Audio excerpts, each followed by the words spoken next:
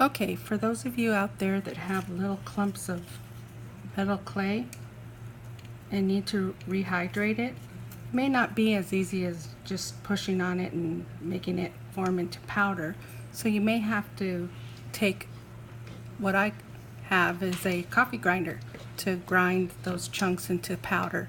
So this one here has a clear top, and if I open it up you'll see the blades in there. A little bit of powder down at the bottom. Still needs to come out. But anyway, you put your chunks in there, and as you're grinding, you shake the grinder much like this while it's grinding. Shake it, because you don't want it to ruin the motor by getting some metal clay stuck underneath. So that's why you shake it, almost like you're making a margarita or something like that, up and down, side to side. So anyway, that's how I make it into this lovely, beautiful powder that you see. You can see it's grinded to a powder. And then what I do is I don't mix this much all at once, which you can see it's a souffle cup, like a 3-ounce souffle cup. I'll take about half of that and rehydrate it. Much like this. I'm just putting this powder on the side for later. And what I'll do is I'll just get a spritzer bottle, fill it with water, and I usually use distilled water or deionized water, and I'll spritz the top of it so you see kind of a cool little pattern in there. And I'll take the sides because they're wet, and I'll start mixing. You can use a toothpick, or in this case I have a tiny little spatula that I got from eating a yogurt sample. So then you spritz again.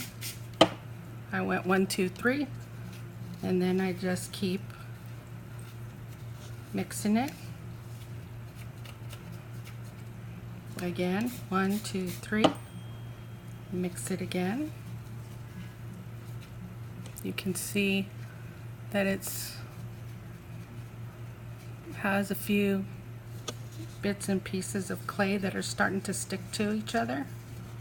So I'll mist it. And you can see a little bit more is coming together. Kind of scrape it off the side there. So it's coming together. And if you just keep spritzing it just a little at a time, the little bits that are in there that are not wet won't stick to the spatula and will get moisturized inside. So you just keep doing this until it starts to stick together in its own clump and ball, moisturized clump and ball. I think I saw a little hair in there, or a piece of a brush hair, but I'll find it as I'm looking. Oh, we had a little stray going there. 1, 2, 3. Stir, stir, stir.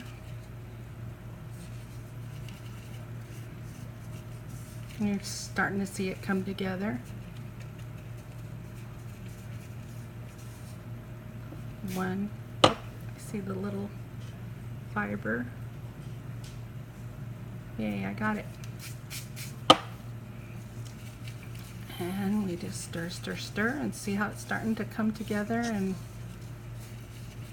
when I scrape the wall, I get them to stick together. And there's the ball starting to form. And once that ball really starts to form, start to press it together and see if it'll stick together. Kind of like that. I might do 1, 2. See if I can get the last bit to stick together. Like that. See how it's sticking on the spoon now, or on the spatula? Sticking to itself. There's a dog in here, so we have some dog hair, but that's okay. But now you see it sticking to itself, and at this point you will want to get a little bit of saran wrap and stick it on your work surface here, the saran.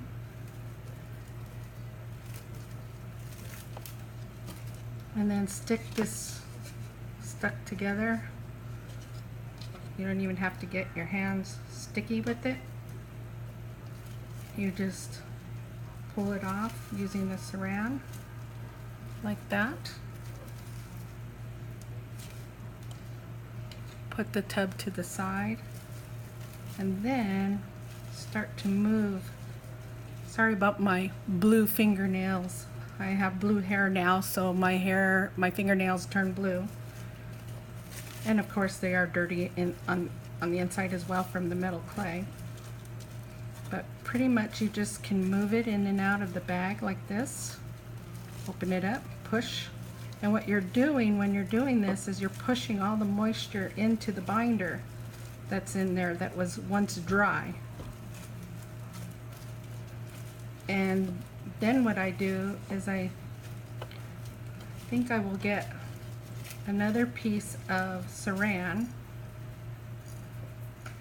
and I will cover that